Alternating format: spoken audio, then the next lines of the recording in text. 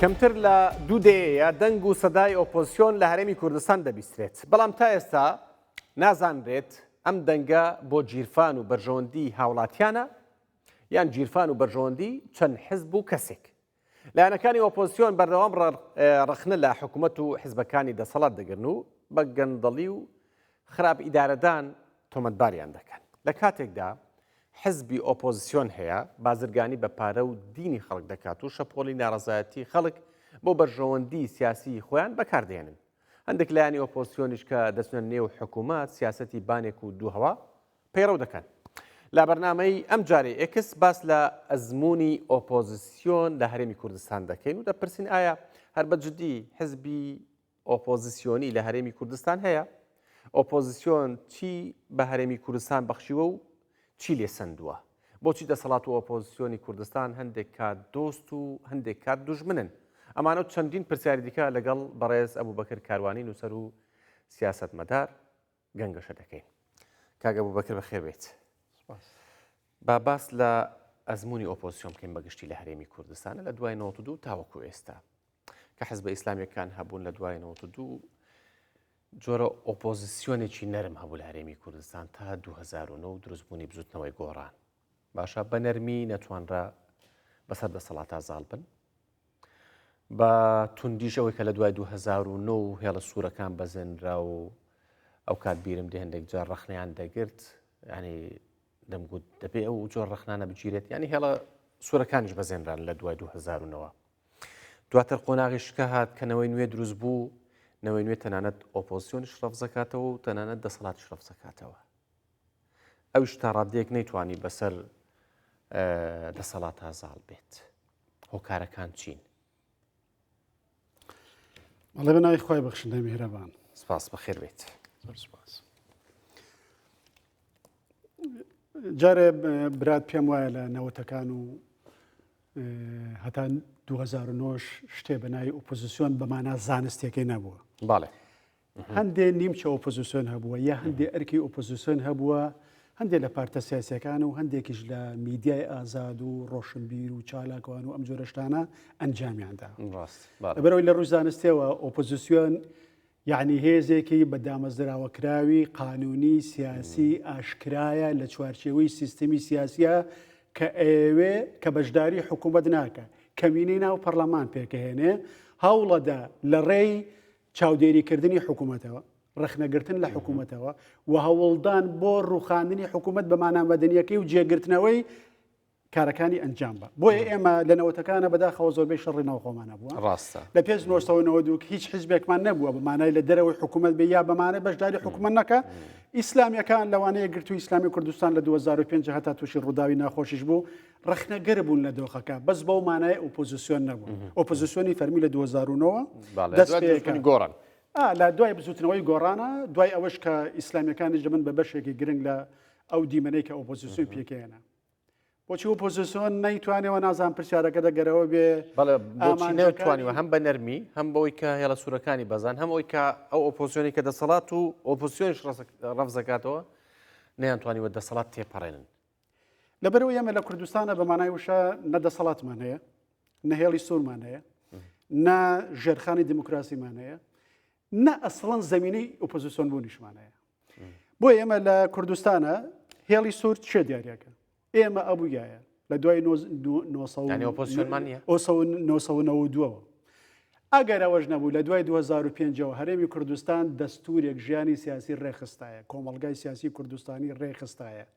ئەو چوارچێوە چەسپاوانەی ئەو هێڵە سوورانەی بۆ هیچ کەس نە دەسەڵات نە ئۆپۆزیسیۆن نە هاوڵاتی نە هێزی سیاسی بۆی نییە تێیپەڕێنێ ئەبووە دیاریمان کردایە. ئێمە بەداخەوە لە هەرێمی کوردستانە یەکێک لە کێشە هەرە قوڵە و گەورەکانمان، یەکێک لە تێکشکانە هەرە قەوڵە و گورەکانمان ئەوەیە ئێمە پێمان وایە ئەبێ لەسەر هەموو شتێ جیاواز بین. پێمان وایە ئەبێ لەسەر هەموو شتێ جیاواز بین. پێش ئەوەی کە خەتای ئۆپۆزیسیۆنیش بێ و ئەم دۆخە ئۆپۆزیسیۆن لێ پرسیاو بێ،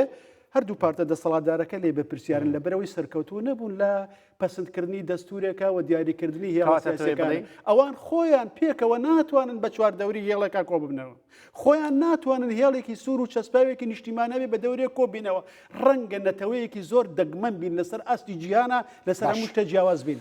ئۆپۆزیسیۆن لە چوارچێوەی چەسپاوێکە وە کۆکراوەیەکە لەگەڵ دەسەڵاتە جیاوازی لەسەر چییە؟ لەسەر سیاسەتەکانی حکوومەتە نەک لەسەر سیستەم. ئەبێ سیستەمی قبول بێ، ئێمە باسی ئۆپۆزیسیۆنێکی دیموکراسی قانونیەکەین ئۆپۆزیسیۆنمان هەیە، ئەبێ سیستەمەکەی قبول بێ، ئەبێ دەسەڵاتی قبول بێ، ئەبێ چەسپاوەکانی قبول بێ لە چوارچێوەی ئەوەیە لەسەر جۆری سیاستکردنی حکومڕانی و حیزب حکومڕانەکان قسەی هەیە. کەواتە ئۆپۆزیسیۆنمان یە لە هەرێمی کوردستان؟ ئۆپۆزیسیۆنمان هەیە، بەڵام ئۆپۆزیسیۆنی نیمچە ئۆپۆزیسیۆنمان هەیە. چۆن نیمچە؟ لەبەرەوەی کە ئۆپۆزیسیۆن ئەگەر سێ ئەرکی هەبێ وەکو ئێمە دیاریمان کرد، ئەگەر ئەرکی چاودێریکردنی هەبێ، ئەگەر ئەرکی ڕەخنەگرتنی هەبێ و ئەرکی تەماحی جێگرتنەوەی دەسەڵاتی هەبێ لە وڵاتی ئێمەیە دوو ئەرک ناتوانێت جێبەجێ بکات. لەبەرەوەی ژێرخانی دیموکراسیمان، بەڵام زۆر جارە بین ڕخنە لە دەسەڵاتە گرن، ینی کەم و کوڕێک لەبەرەوەی ئێمە دەسەڵاتێکی یەکگرتومان لەسەر ئاستی هەرێمی کوردستانە نییە. لەبەرەوەی هێزێکی چەکداری بە دامەزراوی بوونمان نییە، هێزێکی ئاسایشی بە دامەزراوی بوونمان نییە. ئێمە فرە دەسەڵاتیمان لە هەرێمی کوردستانە هەیە، چەک قۆرخنیە لەژێر لە دەسەڵاتی حکوومەتی هەرێمی کوردستانە، سەروەری یاسامان نییە و یاسایەکیشمان نییە کاری ئۆپۆزیسیۆن ڕێکخە. لەبەرەوە ئۆپۆزیسیۆن ناتوانێت چاودێری حکوومەت بکە. ئەگەر لە سنوورێکی زۆر تەسک بەدەر ناتوانێت چاودێری حکوومەت بکە و ئەوە هەر ناتوانێت جێگای حکوومەت بگرێتەوە ئەگەر زۆری پەرلەمانی دروست بێت. هۆکارەکەی واقعی هەرێمی کوردستان و دەسەڵاتە. بەڵام ئەوانەی کە زۆربیان ئۆپۆزیسیۆن ئێستا سەردەمانێک لە دەسەڵاتە بوون. ئەسڵەن ئۆپۆزیسیۆن ئەو هێزە نییە کە قەت لە دەسەڵاتە نەبووە. ئەوە یەکێ لە کێشەکانی ئۆپۆزیسیۆنی ئەمە لەو خاڵەوە سەرچاوەیە. ئەگەر بزوتنەوەی گۆڕان بە نمونە بێنینەوە، یەکێ لەو خەتایانەی کردی، لەو هەڵایانەی کردی لە ژیانی خۆیە، گوتارێکی خستە بازاڕەوە،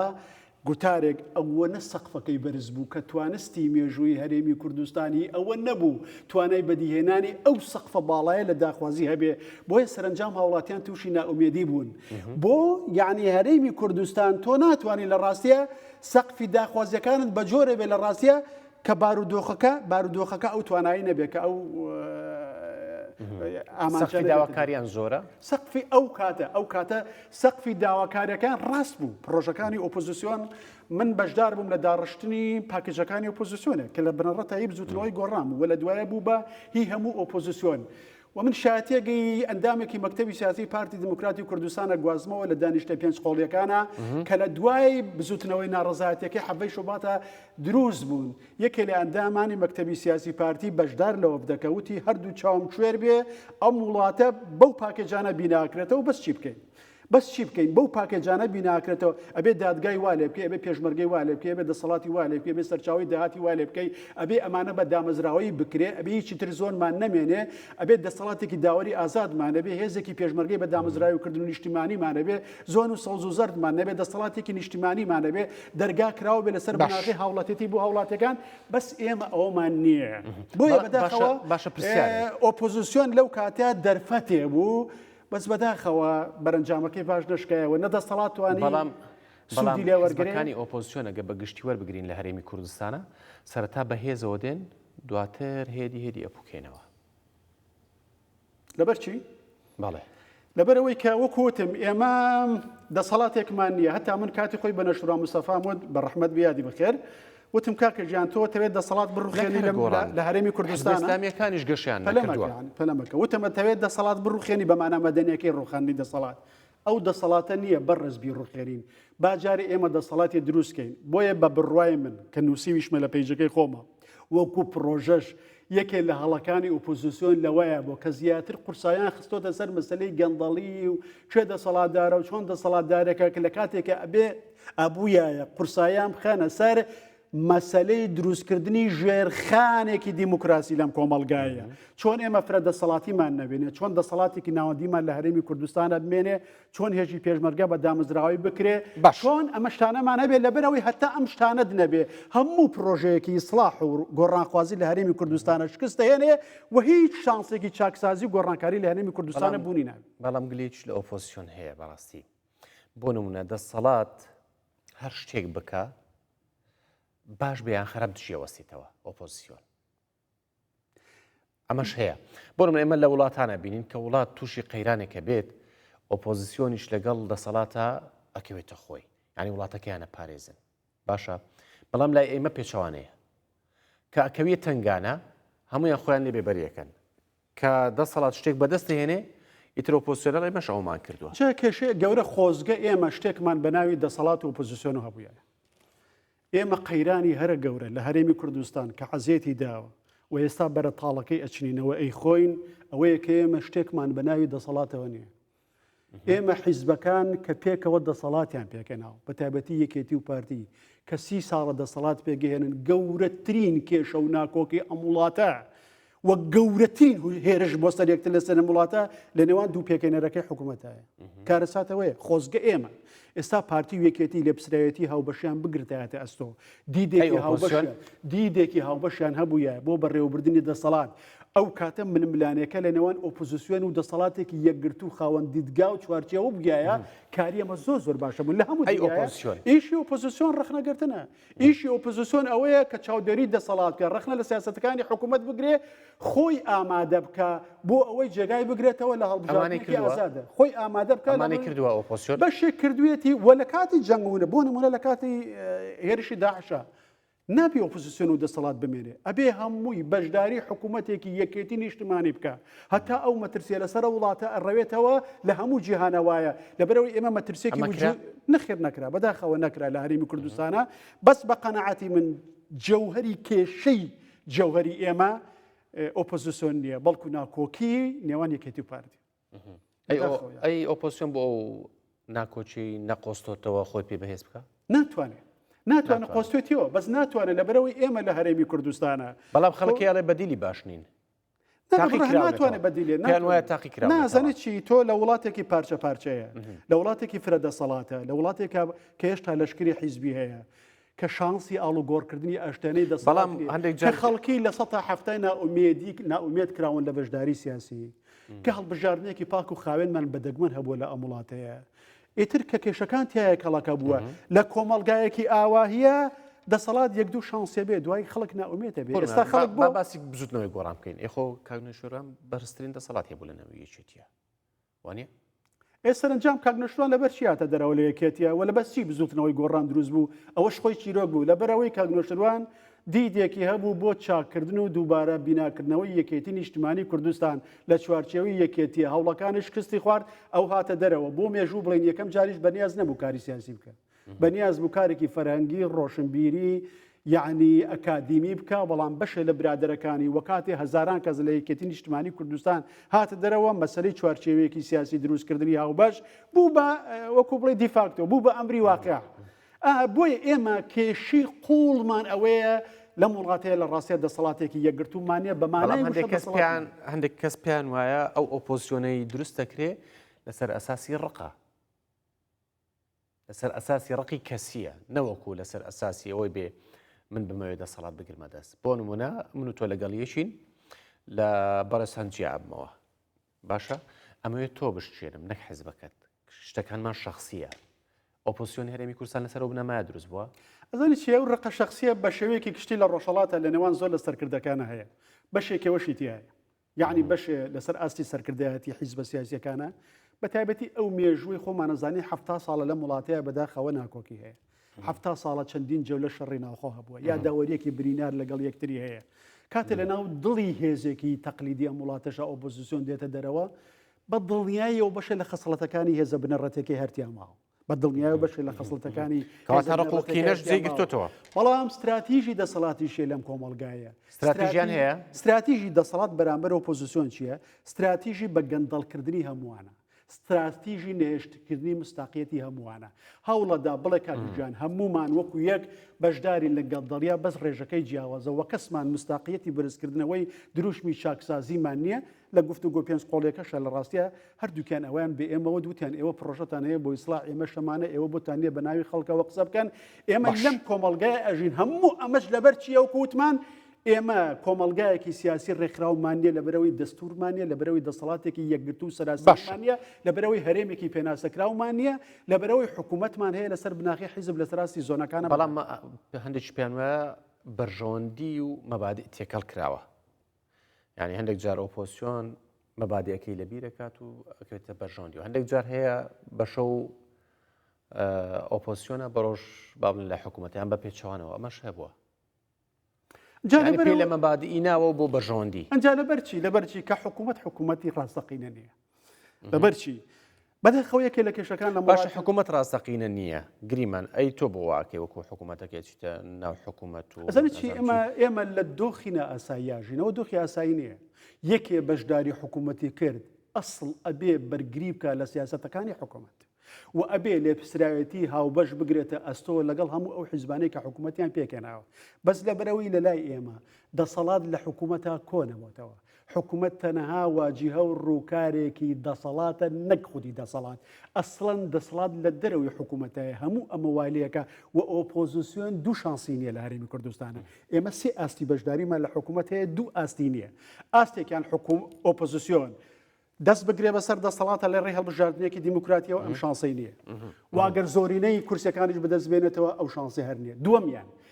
دابشکردنی دەسەڵات لە نێوان ئۆپۆزیسیۆن و دەسەڵاتە کە ببێ بە بڕیاردەر و بەشدارێکی ڕاستەقینە لە دروستکردنی بڕیاری سیاسی ئەمنی ئابووری ئەوڵا ئەوەشی نییە ئەمێنێتەوە چی ئەبێنێتەوە بەشداری لە حکوومەت و ڕازی بوون بە هەندێ ڕۆڵ کە ئەوە سەری ئۆپۆزیسیۆنی خواردووە خزمەتی حکوومەتەوانش بەرژەوەندیان خواستووە نەک مەبادئ ئامانجەکە بەرژەوەندیە یعنی بەشداریکردن لە حکوومەت باشە بۆ بەرژەوەندی خەڵکیان بۆ بەرژەوەندی خۆیەتی ئەوە ئەمێنێتەوە تۆ ناتوە ئەو نیەتە باسی نیەتە تۆ لە کاری سیاسی باسی نیەت ناکەی نیەت باسی نوێژ ڕۆژ و باسی خۆ ئەمانە بەڵام ئۆپۆزیسیۆنش دەڵێ بچێشێ بۆ نمونە بزوتنەوەی گۆڕان باجیەوەیتە بۆ نمونە بزوتنەوەی گۆڕان گوتارێکی هەبوو بە جۆرە خەڵکی پەروەردەکرد بووە پێوەرێکی دا بۆ دەست خەڵکی هەموو بەشدارێک لە حکوومەت خیانەتە لە مەبدەعەکانی بزوتنەوەی گۆڕان بۆیە کاتێ بەشداری حکوومەتی کرد و ئەو بەڵێنانەی دابووی بە خەڵکی لە ناو حکوومەتان نەیتوانێت هیچ خزمەتی بکە خەڵک متمانەی لە بزوتنەوەی گۆڕان کێشایەوە وتیان ئێوە خیانەتتان کرد لەو دروشمانە و ئەو لە ڕابردووانە هەتانە لەو ڕابردووی هەتانە لە کاتێکە ئۆپۆزیسیۆن ئەمڕۆ لە دەسەڵاتە بەیانی لە حکوومەتایە دوو بەیانی لە ئۆپۆزیسیۆنایە سێ بەیانی لە دەسەڵاتایە ئەمە ئاڵوگۆڕی ئاشتیانەی دەسەڵاتە ئەمەش مانای ڕاستەقینەی بوونی بەشداری سیاسی و فرەیی و ئەو جۆرەشتانەیە بەس جەوهەری نمونەی تریشمان هەبە بۆ ئەگە بین باسی کۆمەڵی ئیسلامی و با بڵێن یەکگرتو ئیسلامیش بکەین بینیمانە لە هەندێک کابینەیە بەشدار بوونە بەڵام کەبینی یانە کابینە بە کۆتا دێت و شتێک دروستە بێت هەڵبژاردن دێتەوە لە کابینەکان چوونەتە دەرەوە مافی خۆیانە ئەگەر چیش خێریان لە نبینەوە بە بڕای من یعنی مافی ئەو شتانە مافی ئۆپۆزیسیۆن بەڵام ئەگەر واقعی وەڵام بدەیتەوە ئایا ئامانجەکە ئەوە بووە کە دەنگ بێنەوە ئێمە لە حکوومەت ڕۆیشتین نازانم بۆی دەنگ بێنەوە بێگومان وایە ئاسایە بۆی دەنگ بێنەوە بۆی نەفۆتێن بۆی باجی قورس نەدەن لە کاتێکە ئەو ناتوانێ هیچ بەڵام سوودیان لێ بینی من خۆم وەزیر بووم براج من خۆم وەزیر بووم لە کابینی پێنجەمە لە ئەنجومەنی وەزیرانە من قسەیەکم کرد جێگری سەرۆک وەزیران تووڕە یا بڵێ نزعاج بوو لەوێ وتی ئێوە هەمووتان شەریکی حکوومەت و بۆتان نێ و قسانم کەوتم ببوورە ئێمە مشارکی حکوومەتین شەریکی حکوومەت نین لەبەرەوە لە هەر شوێنێ من بەشداری بڕیاری سیاسی عسکەری ئابووری ئەمنی ئەم وڵاتم کردو من لێ پرسراوم بەس لە شوێنێکە کە هیچ بەشداریم لەوەیان نییە من لێ پرسراو نیم بۆیە خودی میکانیزمی حکوومەت دروستکردنەکە بەشداریەکە بەشداری سیاسی هاوڵاتیان ئێستا هاوڵاتیان خۆمانەزانین لە سەد هەفتایی هەر نائومێدە لە کوی پرۆسەی سیاسی هەرێمی کوردستان بە ئۆپۆزیسیۆن و دەسەڵاتە باش کەس بە نوێنەری سیاسی خۆی نازانێت کەەوە دۆخێکی زۆر نەخوازراوە لە بەڵام ڕخنێکش لە ئۆپۆزیسیۆن هەیە دەڵێ ئەوەندەی داوای ماو دەکا ئەوەندارکەکانی خۆی جێبەجێ ناکات ئەرک مافی ئۆپۆزیسیۆن چیە بۆم پێ ناسانێت بۆ منە بەردەوام ڕخنە ئاگرێت و شتەگرێت و بەڵام ئەکەوێتە ئەوەی کە وڵات بپارێزیار هەڕەشەیەکەوێتە سەر و خۆی لەعدا بۆ منە تو نمونەی داعشت هێنایەوە باشە کە گوت ئۆپۆزیسیۆن وەکو پێویست نەبوو وانەوە ئەرکێکی نیشتمانیشە باشە بۆ من نمونەیە هەولێر و بەغدا بێنینەوە باشە حکوومەت چی ڕێککەوتنەکە و شتەکە و ئەگەڕێتەوە دواتر کەسێک لە ئۆپۆزیسیۆنە ئێمە چون گفتوگۆمان لەگەڵ سوودانی کرد و گفتوگۆمان لەگەڵ فڵان کرد و ئێمە شتەکانمان هێناوە بەڵام کاکەویتە قەیرانیش خۆی لە پاشدا سەردەمێ کورد هەمووی چوارچێویەکی هاوبەشی هەبوو لە بەغایە شتێک بوو بە ناوی فراکسۆنە کوردستانیەکان چ کاتێکی ئەمە بە تەواوەتی تێکەچێ کاتی ئەوەی پارتی و یەکێتی بەغاکەن بە سنگری ململانێ لەگەڵ یەکترە بە تایبەتی لە 2010ەوە گەشتۆتە ئاستێکی زۆر ناخۆش بۆیە ئێستا شتێک بە ناوی کورد وەک پێکاتە لە بەغابوونی نەماوە جگە لە کۆمەڵێکی بەنەبە ئۆپۆزیسیۆن کێشەی هەیە بەڵام کێشەی ئەسڵی کە زەمینە سازکەرە بۆ کێشەکانی ئۆپۆزیسیۆنیش کێشەیەکە لە ناو دڵی دەسەڵات خۆیان لە نێوان یەکێتی و پارتی خۆیان ئەگەرم کێشە شارەسەر ببوویایە بە دڵنیاییەوە هیچ کێشەیەکی تر لە کوردستانە ئەوەنە ئاڵۆز نابوو سێبەر بخاتە سەر سیستمی حکومڕانی لە هەرێمی کوردستان و چارەنووسیان وڵاتی ئێمە ئەمە ڕەگە قوڵەکانی کێشەکەی لە کۆمەڵگای ئێمەیە ڕەگە قوڵەکانی کێشەکەی لە کۆمەڵگای ئێمەیە باشە ئەو کەسانی کە پێشتر بە ناوی ئۆپۆزیسیۆنەوە خۆپشاندانیان دەکرد و زۆر ڕادیکال بوون ئێستا بۆ نمونە لە شارەکان چ لە سلێمانی بێت چ لە هەولێر بێ لە شوێنانە دەژین و ڤێلاشیان هەیە ژیانێکی زۆر خۆشیان هەیە ئەمە ئۆپۆزیسیۆنی حەقیقین وەڵا ئۆپۆزیسیۆنی خۆتەڵی دۆخی خەڵک لەوانەیە خراپ بێ بەڵام ئەوان خۆیان گەیشتن بە ژیانێکی خۆش ئەمێنێتەوە ئەوەی ئەو ژیانە خۆشە ئەگەر لەسەر حسابی خەڵک بوو بێ بە گەندەڵی بوو بێ ئەم ڕەخنەی تۆ دەجار ڕاست و پێویستە خەڵک لیان پێچێت و پێویستە داگان لیان پێچێتەوە بەگەڵ بە شێوەیەکی ئاسایی بوو بێ بە شێوەیەکی ئاسایی وەکوەر خەڵکێکی تر خۆیان توانایون هەبێنە ئەنجا ئەگەر دوو مەسەل لە دە کەسە دوو کەسیان وا بوو بێ هەشت کەسیان وانین تۆ نابێ حسابی هەشت کەسەکەی تریش بۆ دوو کەسە وفاتێن دەکەس و دوو کەس یعنی وایە بارودۆخەکە بۆ جۆرە باش بۆچی دەکشان لە کۆنە ئۆپۆزیسیۆنیان ئێستا بەرپرسی پارتی و یەکێتین یعنی لە بیر ینی ئەوانە بالفعل بەڵام پێچوانەشی دروستە کەم پرسی یەکێتی و پارتی بوون ئێستا ئۆپۆزیسیۆن زۆرتر ئەوەیە کە کاتی خۆی ئۆپۆزیسیۆن بوون ئێستا لە ناو پارتی و یەکێتیایە و بەرپرسیارەتیان هەیە و دیارە ئەوە زیاتر پێوەرەکانیان بەرژەوەندی شخصی خۆیان بۆ لە ڕاستەیە باڵێکیان قەیناگە دیدگایەکیان هەبووە کە قەنەعەتیان گۆڕاوە بڕۆیان بۆی ڕابردویان نەماوە بەڵام بە شێوەیەکی گشتی بەشی وەک ڕێسا گشتیەکە یعنی باشە هەندێک جار ئەو ڕیفۆرمانە کە ئەیانوێ بیکەم بۆچی لە نێو حیزبەکانی خۆیانیانە کرد لە قیمەی دەسەڵات چابوون لە نێو حیزبەکانیان کاتونەتە دەرەوە بینە ئۆپۆزیسیۆن و دژی دەسەڵات ناتوانێت حیزبی کوردی با پێ بڵم یانە حیزبی کوردی بە قەنەعەتی من گەشتۆتە قۆناغێک بەرگی عملیاتی قەیسەری ئیسلاح و ڕیفۆرم ناگرێ زۆر قورسە لەبەرەوە سیستمی حیزبی کوردی سیستمێکی قەیراناویە و هەموو حیزبە کوردیەکان بە جیاوازی ئایدۆلۆژی و ئینتیمای سیاسیانەوە بەدەست یەک دەردەوە ئەناڵێنن تەنها ئاستی دەردەکە جیاوازە ئینە هەمووی لە دەردەکە هاوبەش لە دەردەکە هاوبەشن کەواتە شتەکان کەسین بەشێکی کەسیە و بەشێکیشی پەیوەندی بە فۆڕمی حیزبایەتەوە هەیە کە پاشخانی ئەم مۆدێلی حیزبی ئێمە پاشخانێکی چەپی سۆڤێتیە ڕاستە ئێمە هەندێک خۆما گونجاندووە لەگەڵ پێداویستەکانی ئاستێک لە منافەسی دیموکراتیە بەڵام هێشتا لە قوڵاییە ئێمە نوێ نەبووینەوە بۆ ئەوەی حیزبەکانمان لە ڕاستە بە کەڵکی ئەوە بێن کە دەسەڵات ڕادستی حکوومەتکان باش بۆیە بە قەنەعەت ئۆپۆزیسیۆنەکان ئەگەر یەکێکە باسییان بکەین نمونەی یاخود ئەو پیادەکردنەی کە بزوتنەوەی گۆڕان کردیان ئەوەی کەنەوەی نوێ دەیکا یان ئەوانەی کە حزب ئیسلامیەکان دەکەن دروستە چیە پیادەکردنەکان ینی ئەو جۆرە ئۆپۆزیسیۆنە دروستە حزبەکەی خۆتەوە دەست پێ بکەین کە یەکگرتو ئیسلامی بوو سەردەمانێک لە ناو ئەوانە بووی ئێستا شەر یەکگرتووانی ئاکیت بە فەرمیێکی لەوانە یەکگرتو بیت با لە حزبەکەی خۆتانەوە دەست پێ بکەین زەنی چی ئۆپۆزیسیۆنێکی دروست بووە نادروستەکەی لە چێ منەڵم دروست بووە من ئەزانی چێ بە بڕۆی من خۆی ئۆپۆزیسیۆنێکی ناومێدە باش زۆر جار ڕخنە لە دەسەڵاتی شەگرن بۆ نمونە دەسەڵاتیان قۆڕخ کردووە خۆیان ناگۆڕێن باشە هەر خۆیان سەرۆکن هەر خۆیان با بڵێن سەرۆکی حیزبن دەسەڵاتی حکوومەت هەر لای خۆیانە ئەمە بۆ ئۆپۆزیسیۆنش دروستە بەو ئەندازەی کە ئۆپۆزیسیۆنە لە ناو حیزبەکەیە ئازادی نەبێ ئازادی ڕادەربڕین نەبێ سەرکوت هەبێ و شانسی ئاڵگۆڕی ئاشتیانی دەسەڵات لە کەسی یەکەمان نەبێ و ڕێز لە جیاوازەکان نەگیرێ و یەکێ خۆی پاڵاوە سزا بدرێ بەو ئەندازە بەڵێ بۆ حیزب ئۆپۆزیسیۆنەکانی وەکو دەسەڵات دروست وان ئەمانیش تا ڕەدەیە گوان چکە بۆ ناگەر سێری هەموو حزب ئیسلامیەکان بکەیت و حزبەکانی چەپیش بکەیت ئەوان تریش لەوەتە یەکگرتوو هەیە بینیمان ئەمینداری گشتی ڕۆژ و دواتر هاتەوە بۆ ئەمینداری گشتی بەگشتی من وەکوتم سیستمی حیزبی لە وڵاتەیە بزوتنەوەی گۆڕان ئەگەر نەوشێروان مستەفا بەڕەحمەت بێت مابووە هەر ئەو سەرۆکی بزوتنەوەی گۆڕانە بوو نەوەی نوێش هەر شاسوار عەبدولواحید دەبێت تقریبا ئەوە واقع ئەمانش کەواتە دەسەڵاتیش بگرنە دەست هەروە بێت بەم شێوەیە بێ دەسەڵات بگرنە دەسەڵات ناگرنە دەست جارە شانسیگرتنە دەسەڵاتیان نییە ئەگەر ناشتوانین حکمیان بەسەرا بین تاکو دەسەڵات بەڵام ئەگەر ناتوانێت بڕێ ئەگەر پرۆژەی یەکەم و بنچینەیە پەسەندکردنی دەستورێک و دروستکردنی ژێرخانێک و خەمبڵاندنی ناسنامەیەکی نیشتیمانی و گەلسازی و نەتەوەسازی و دەوڵەتسازی و دامەزراوە سیاسی نەبێ لەوانی تر خراپتر شکستێنە. ئەوەندەی لە ناویان بووی ئەوەیان هەیە ئەو بیرکردنەوەیان هەیە بە دروشم هەیەە بە ئاست ئەتوانن چەند جێبەجێ بکەن بەڵام قورسایی سیاسەتی ئۆپۆزیسیۆنی خۆیان نەخستۆتە سەر ئەولایانە کە بە بڕای منە بوویا بیخەنە سەر ئەولایانە لەبەرەوەی بەبێ ئەوەی ئەم ژێرخانە دروست ببێ و ئەم چوارچێوە دروست ببێ شانسی چارەسەرکردنی گەندەڵ و ئاڵوگۆڕی دەسەڵات لە کوردستانە بوونی نیە لە نێو حزبی شانیە.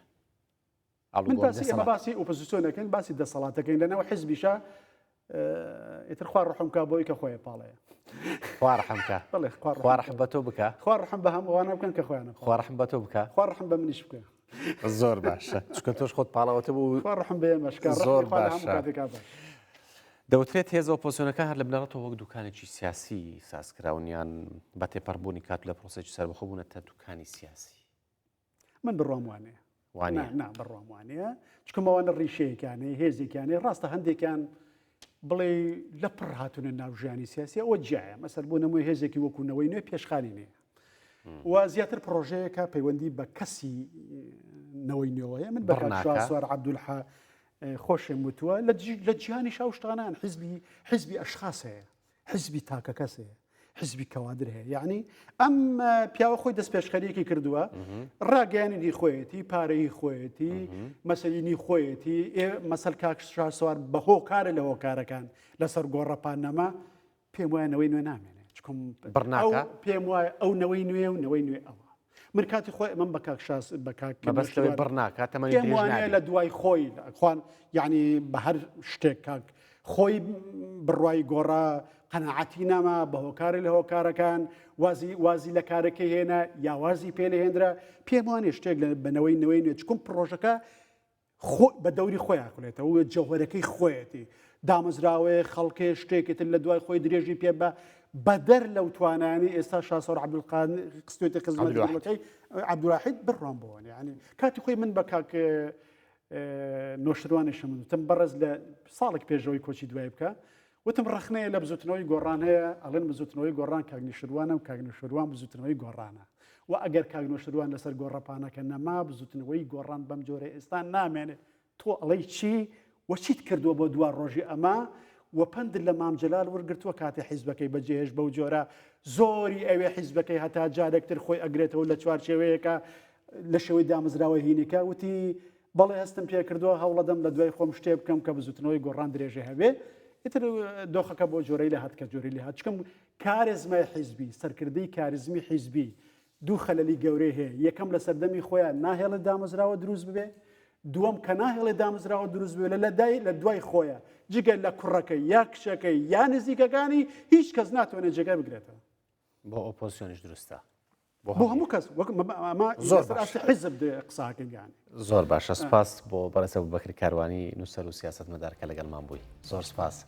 سپاس بۆ ئێوەش کە بینەرمان بوون هەر لە خۆشی دابن.